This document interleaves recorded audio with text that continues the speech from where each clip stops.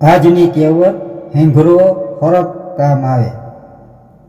તો જૂના જમાનામાં એક બાપાએ બધું ભેગું જ કેર કરતા, જે મળે એ રાખી લેતું. એક દી મરી ગયેલો નાગ મળ્યો, બાપાએ લઈ લીધો.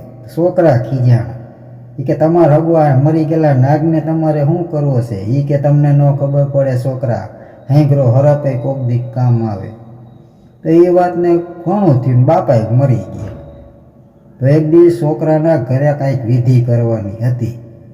તો એમાં મહારાજે એમ કીધું કે જૂનો જેટલો મરી ગયેલો નાગ તમે લેવશો ને એટલી તમારી વિધિ સફળ થશે.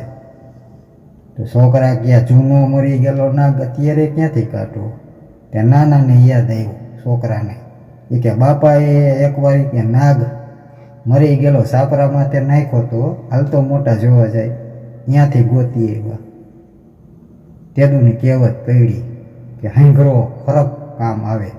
એટલે એવી નકામી વસ્તુ આપણને મળી હોય ને, તો ક્યારેક ખાઈચવી હોય ને તો ક્યારેક કામ કરી જાય.